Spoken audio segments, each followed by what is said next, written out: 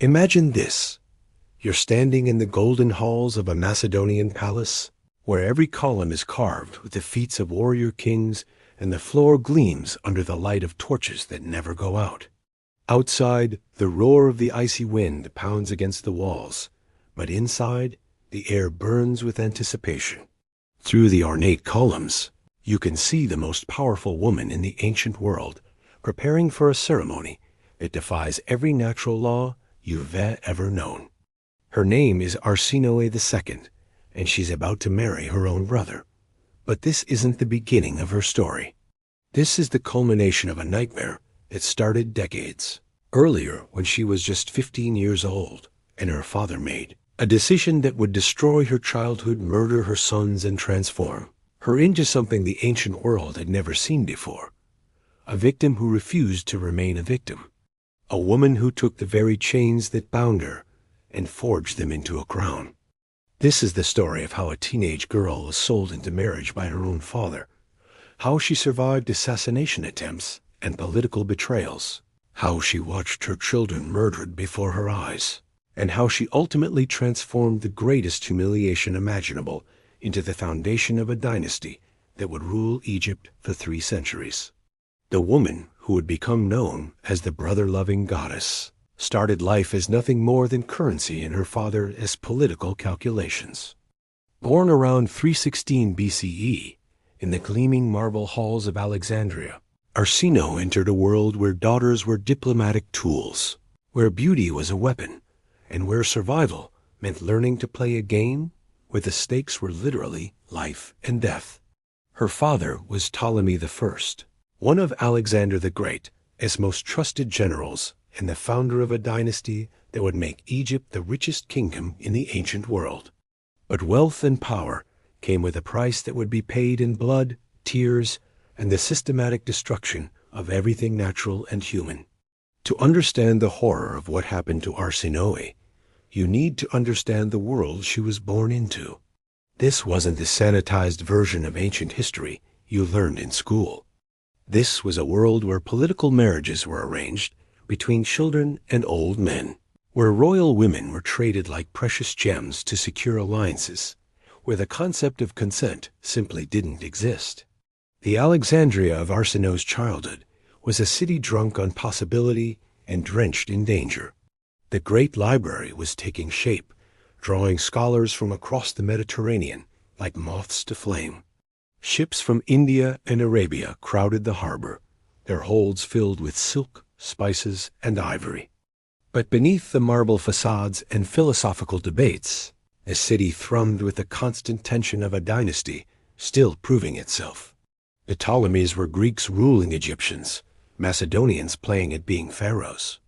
Every day brought fresh challenges to their legitimacy, fresh threats from rival kingdoms, fresh calculations about which daughter should be married to which ally to prevent which war. In this environment, Arsinoe learned early that her body belonged not to herself, but to the state. She grew up bilingual, speaking Greek in the palace, but learning Egyptian from the servants who raised her. She would have watched the daily rituals in the temple precincts, seen the priests perform ceremonies that stretched back 3,000 years. Even as a child, she understood that Egypt was different from the other kingdoms carved from Alexander's empire. Here, the king wasn't just a ruler, but a god, the earthly embodiment of divine power. And gods, as every Egyptian knew, had their own rules about marriage and bloodline. And gods, as every Egyptian knew, had their own rules about marriage and bloodline. Isis, the great mother goddess, had married her brother Osiris, the lord of the underworld, and their love had become the foundation of Egyptian religion. To the native Egyptians, sibling marriage among the gods wasn't scandalous, it was sacred. But to the Greeks, it was an abomination that violated the natural order. This tension between Greek sensibilities and Egyptian traditions would define Arsinoe's entire life, though she couldn't have known it as she played in the palace gardens, chasing butterflies and listening to her tutors recite Homer. She was being educated not just as a princess, but as a future queen, learning languages, mathematics, rhetoric, and the deadly art of reading people's true intentions. When Arsinoe was 15, her father made the decision that would shatter her childhood forever. The year was 300 BCE, and the successors to Alexander's empire were still fighting over the remnants of his conquests. Lysimachus, the king of Thrace, needed allies against his rivals, and Ptolemy needed to secure his eastern borders. The solution was simple: marriage. Lysimachus was 55 years old, a grizzled veteran who had fought beside Alexander from the Danube to the Indus. His body bore the scars of 100 battles, including the famous encounter with a lion that had given him his nickname. To young Arsinoe, he must have seemed like a figure from legend, terrifying and magnificent in equal measure. The wedding was held in the ancient city of Sardis, once the capital of the Persian Empire. Picture the scene: the great hall filled with nobles from across the Greek world, their voices echoing off gold-leafed walls. Arsinoe stood in robes of Egyptian linen dyed with Tyrian purple, her dark hair crowned with a diadem that caught the light of 1,000 oil lamps. She was beautiful in the way that teenage girls are beautiful, all potential and promise, her eyes bright with intelligence and carefully hidden fear. Lysimachus placed the ring upon her finger with hands that had once held Alexander's stirrup. He spoke the ancient words of the Greek marriage ceremony, but his eyes were already calculating. This wasn't a union of hearts, but of armies, not a romance, but a treaty written in flesh and blood. As they shared the ceremonial wine, Arsinoe tasted her future bitter and intoxicating in equal measure. The wedding feast lasted 3 days. Poets recited verses comparing the bride to Helen of Troy and Penelope the Faithful. Musicians played harps and flutes, while dancers from across the empire performed for the assembled nobles. But beneath the celebration lay the harsh reality of what this marriage meant. Arsinoe was no longer just a princess of Egypt. She was now a queen of Thrace, a player in the deadly game of Hellenistic politics. Her new husband's court was a dangerous place. Lysimachus had ruled for over 2 decades, but his kingdom was surrounded by enemies. To the north, Thracian tribes pressed against his borders, their warriors hungry for Greek gold. To the east, the Seleucid Empire stretched from Anatolia to India, its king constantly probing for weakness. To the south, the other successors watched and waited for any sign of vulnerability. In this environment, Arsinoe learned the first great lesson of her life. Survival required more than beauty or charm. It required the ability to read the currents of power, to understand when to advance and when to retreat, when to speak and when to remain silent. She watched her husband's courtiers with the intensity of a hawk studying its prey, learning to decode the subtle signs of alliance and betrayal. Within a year, she was pregnant. The child, a son they named Ptolemy, was born in 299 BCE, and his arrival changed everything. Suddenly, Arsinoe wasn't just a wife but a mother, not just a queen but the founder of a potential dynasty. 2 more sons followed in quick succession: Lysimachus in 297 BCE and Philip in 294 BCE. Each birth strengthened her position at court, each child a hostage to fortune and a weapon in the game of royal succession. But with each passing year, the shadows grew longer and more threatening. Lysimachus already had an heir, his son, Agathocles, born of his first marriage to a commoner. As Arsinoe's sons grew from infants to toddlers to young boys, the question of succession began to dominate court politics like a poison seeping through the palace walls. Who would inherit the kingdom? The older son born of humble origins, or the younger princes born of Egyptian royalty? The whispers started slowly. Servants spoke in hushed tones about the Egyptian queen's ambitions. Nobles divided into factions, some supporting Agathocles, others beginning to see opportunity in the younger princes. Arsinoe found herself at the center of a web of intrigue that grew more complex and deadly with each passing season. She began to understand the true nature of her position. She wasn't just a queen, she was a foreign queen, a woman whose loyalty was always suspect, whose children represented a threat to the established order. The court that had welcomed her with celebration now watched her with suspicion. Every word she spoke was analyzed for hidden meaning, every gesture interpreted as a sign of plotting. The pressure was enormous. Imagine being a young woman in her 20s, far from home, responsible for 3 small children, surrounded by enemies who smiled to her face and whispered poison behind her back. The weight of expectation pressed down on her like a physical force. Her father had invested Egypt's future in this marriage, and failure would mean more than personal disgrace. It would mean the weakening of the entire Ptolemaic dynasty. So Arsinoe learned to play the game with a skill that would have impressed Machiavelli himself. She cultivated allies among the court ladies, using her Egyptian gold to buy loyalty. She patronized philosophers and poets, creating a circle of intellectuals who praised her wisdom and beauty. She participated in religious ceremonies, showing respect for the local gods while maintaining her own Egyptian practices. And slowly, carefully, she began to build a power base independent of her husband. The crucial moment came in 283 BCE, when Arsinoe's eldest son, Ptolemy, reached the age of 16. By Greek custom, he was now old enough to be considered for the succession. The question could no longer be avoided. Who would inherit Lysimachus's kingdom?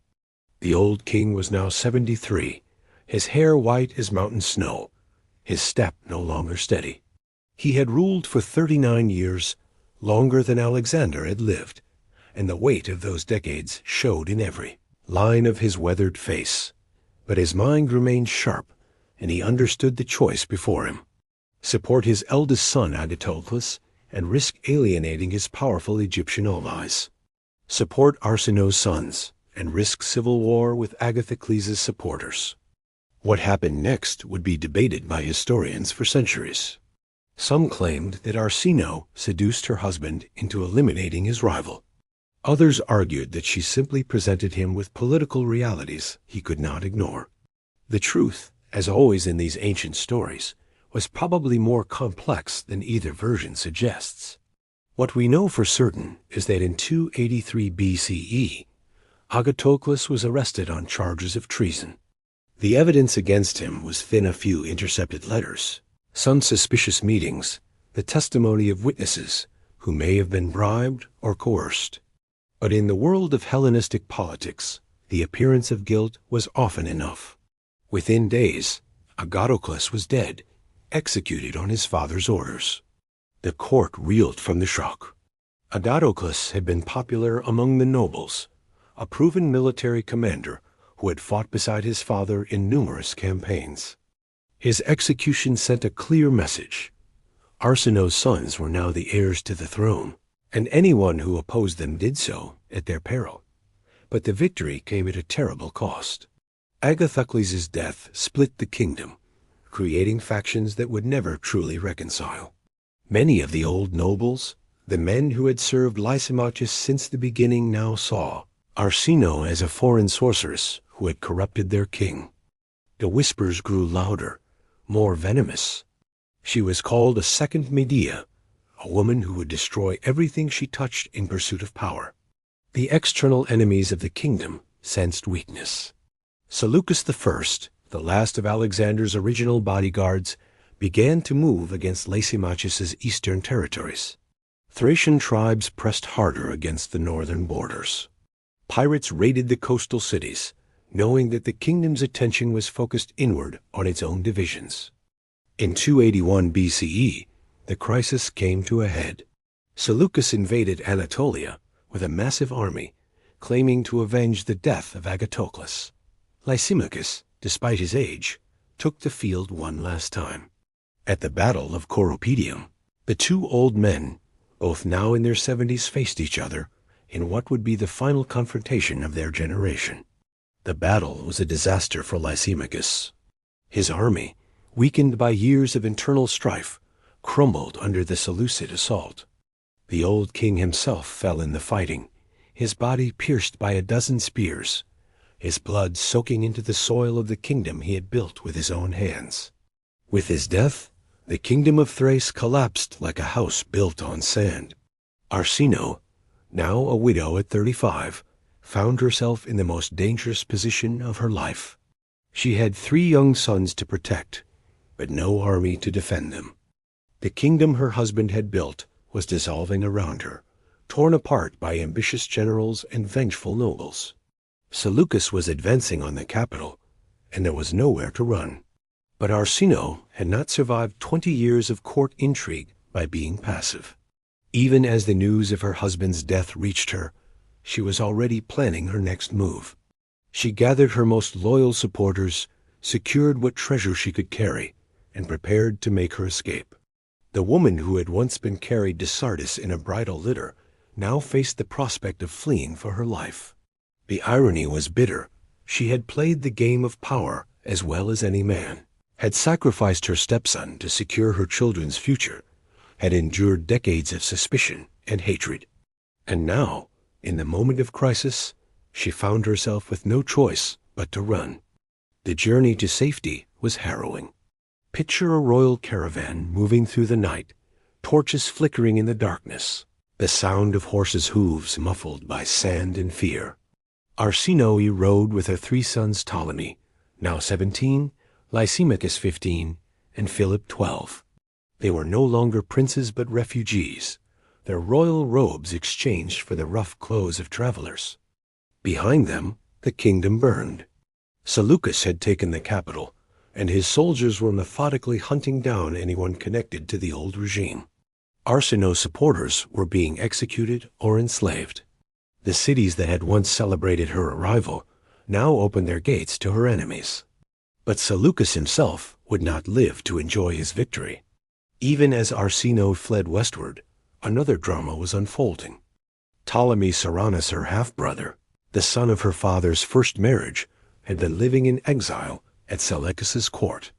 The old king had promised to help him regain his birthright, to install him as ruler of Macedonia.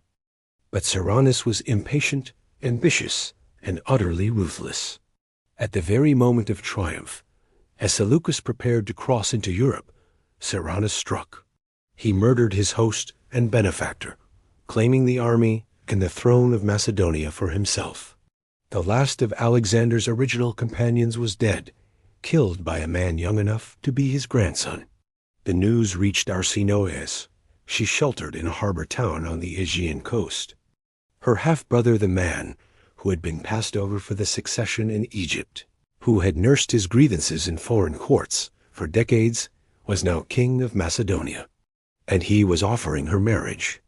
The proposal was delivered by a messenger who spoke in honeyed words about reconciliation and family unity. Ceraunus promised to acknowledge her sons as his heirs, to give them the kingdom that Lysimachus had lost. He spoke of love and destiny, of the need for the Ptolemaic bloodline to rule in Macedonia as it ruled in Egypt.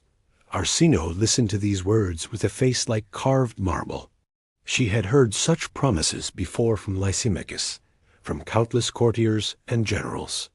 She knew the weight of royal promises, knew how quickly they could be forgotten when convenience demanded it.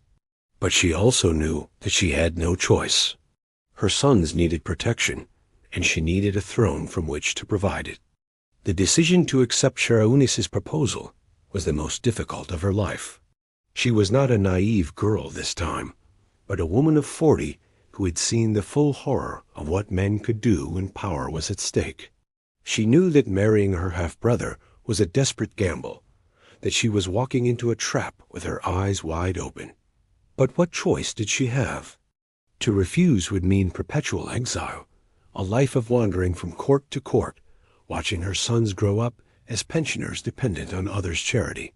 To accept meant risking everything on the hope that blood might mean something, that family ties might prove stronger than political calculation. As she prepared to leave for Macedonia, Arsinoe made one final decision. She sent her eldest son Ptolemy away to the court of a distant ally. If disaster struck, at least one of her children might survive to carry on the bloodline. It was a mother's wisdom, born of bitter experience and desperate love. The wedding took place in Pella, the ancient capital of Macedonia, in the shadow of the palace where Alexander had been raised. The ceremony was magnificent. Cyrannus spared no expense in demonstrating his legitimacy. But underneath the gold and purple, the music and dancing, lay the cold reality of political necessity. Arsinoe stood beside her half-brother as the priests performed the ancient rituals. They were children of the same father, but different mothers, products of Ptolemy I's multiple marriages. In Egyptian tradition, such unions were not only acceptable, but sacred, a reflection of the divine marriages that maintained cosmic order. But to the Greeks, there was something unsettling about this match, something that spoke of desperation rather than destiny. The wedding feast lasted 3 days, but the honeymoon was measured in hours. On the very night of their marriage, Cyrannus revealed his true intentions. He had married Arsinoe not for love or even political alliance, but to eliminate the threat her sons represented. With her safely in his power, he could deal with her children at his leisure. The betrayal was swift and brutal. Cyrannus's soldiers surrounded the palace quarters where Arsinoe's 2 younger sons were staying. The boys Lysimachus and Philip, aged 15 and 12, were dragged from their beds and murdered in front of their mother's eyes. Their blood stained the marble floors of the palace where Alexander had once played as a child. Arsinoe's screams echoed through the halls of Pella, a sound that would haunt the palace for generations. But her grief was a luxury she could not afford. Even as her sons' bodies were being dragged away, she was planning her escape. The woman who had survived 2 decades of court intrigue was not about to let this betrayal be her end. She had learned from her father, as example Ptolemy I, had escaped from impossible situations by being faster and more ruthless than his enemies.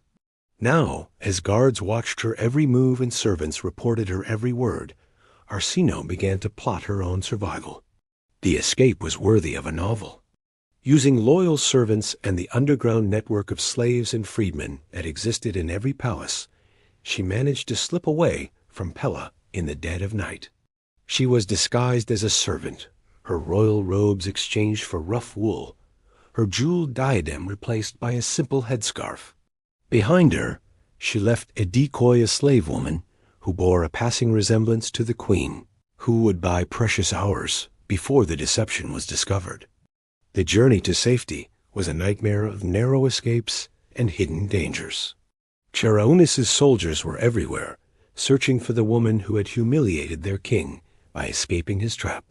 Arsinoe moved through the shadows, helped by a network of supporters who risked their lives to shelter her.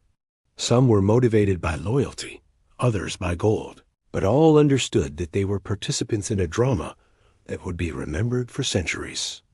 Her destination was the island of Samothrace, a sacred place where the ancient mystery religions offered sanctuary to those who sought it.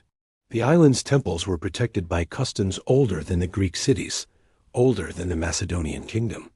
Even Cyrannus would not dare violate the sacred precinct of the great gods. As her ship approached the rocky shores of Samothrace, Arsinoe must have felt the full weight of her losses. She had been married 3 times, borne 3 sons, ruled as queen of 2 kingdoms. Now she was a refugee, dependent on the charity of priests and the protection of ancient laws. 2 of her sons were dead, murdered by her own half-brother. A third was in exile, his future uncertain. But Arsinoe was not a woman to be defeated by disaster. Even as she grieved for her lost children, she was already planning her next move. She had 1 card left to play, one last chance to rebuild her life and secure her legacy. Her youngest brother, Ptolemy II, now ruled Egypt as pharaoh. If she could reach Alexandria, if she could convince him to take her in, she might yet find a way to survive. The journey from Samothrace to Alexandria was fraught with danger. Cyrannus's ships patrolled the northern Aegean, while pirates infested the southern waters. But Arsinoe had learned to be resourceful, to use every advantage available to her. She traveled in disguise, sometimes as a merchant's wife, sometimes as a pilgrim seeking religious instruction. When she finally reached the harbor of Alexandria, the city of her birth, she must have felt a complex mixture of emotions. This was home, but it was also the place where her exile had begun 40 years earlier. The palace where she had played as a child was now ruled by a brother she barely knew, a man who had been an infant when she was married to Lysimachus. Ptolemy II Philadelphus was 36 years old, a scholar and administrator who had inherited his father's kingdom but not his military genius. Egypt was prosperous under his rule, its trade routes secure, its temples magnificent. But the pharaoh himself was a cautious man, unwilling to take the risks that had made his father great. The reunion between brother and sister was awkward, charged with decades of separation and mutual suspicion. Arsinoe was no longer the young princess who had left Alexandria in a bridal litter. She was a woman hardened by tragedy, scarred by betrayal, desperate for a second chance. Ptolemy saw in her both an opportunity and a threat, a sister who might be a valuable ally or a rival who might challenge his authority. The negotiations were delicate. Arsinoe needed sanctuary, but she also needed a role worthy of her experience and ambition. She could not simply retire to a comfortable exile, could not accept the life of a dependent relative. The solution, when it came, was as shocking as it was brilliant. Ptolemy was married to Arsinoe I, a woman who had given him children, but who lacked the political acumen to be a true partner in rule. If he were to divorce his wife and marry his sister, he would gain not just a queen, but a co-ruler, someone who understood the complexities of Hellenistic politics as few others did. The idea of sibling marriage was not new to Egypt. For 3,000 years, the pharaohs had occasionally married their sisters, following the example of the gods themselves. For 3,000 years, the pharaohs had occasionally married their sisters, following the example of the gods themselves, a reflection of the cosmic order that kept the universe in balance. But the Ptolemies were Greek, and to the Greeks, sibling marriage was an abomination. It violated the natural order, offended the gods, and threatened the stability of society. No Ptolemaic ruler had ever married a full sibling, though they had occasionally married half-siblings or cousins. The decision to break this taboo was not made lightly. Ptolemy understood that he was crossing a line that could never be uncrossed, that he was setting a precedent that would define his dynasty for centuries to come. But he also understood the advantages. By marrying Arsinoe, he would be following the example of the pharaohs, claiming the divine authority that came with sacred marriage. The wedding took place in the great temple of Ptah in Memphis, the ancient capital of Egypt, where pharaohs had been crowned for millennia. The rituals were Egyptian rather than Greek, emphasizing the sacred nature of the marriage and the divine status of the couple. Arsinoe, now 41 years old, stood beside her 26-year-old brother as the high priest performed the ancient ceremonies. She wore the double crown of Upper and Lower Egypt, the symbol of pharaonic authority that had been worn by rulers since the time of Menes. Her brother wore the traditional regalia of a pharaoh, the crook, and flail that symbolized his role as shepherd of his people. The hymns sung that day were ancient beyond reckoning, texts that had been old when the pyramids were built. They spoke of divine marriage, of the union between earth and sky, between order and chaos. They proclaimed that the royal couple were no longer merely human, but had become gods, worthy of worship and veneration. They proclaimed that the royal couple were no longer merely human, but had become gods, worthy of worship and veneration. The marriage transformed both partners. Ptolemy became Ptolemy Philadelphus, the brother lover, a title that was both description and boast. Arsinoe became Arsinoe Philadelphus, the sister wife who shared in the divine authority of the pharaoh. But the transformation was more than ceremonial. Arsinoe brought to the marriage decades of experience in the deadly game of Hellenistic politics. She had survived the courts of Lysimachus and Cyrannus, had seen kingdoms rise and fall, had learned the art of survival in a world where weakness meant death. Now, for the first time in her life, she was in a position to use that knowledge without fear. The woman who had been a pawn in her father's diplomatic games had become a player of equal rank to any ruler in the Mediterranean world. As Arsinoe stood in the palace of Alexandria, wearing the crown of the pharaohs, she must have reflected on the strange journey that had brought her to this moment. She had been forced into incest not once but twice, had been used as a tool of dynastic policy from childhood to middle age. But in the end, she had transformed that victimization into victory, that suffering into strength. The woman who had once cowered in a Macedonian palace as her children were murdered now stood as a goddess in the land of the pharaohs, her authority unchallenged, her legacy secure. She had paid the ultimate price for power, but she had also achieved the ultimate reward, immortality, not just in the memory of historians, but in the religious traditions of the people she ruled. The tradition she established would outlast her by centuries, defining the Ptolemaic dynasty until its final fall to Roman conquest. The queen forced into incest by her own father had become the goddess who redefined what it meant to be queen. In the end, perhaps that was victory enough.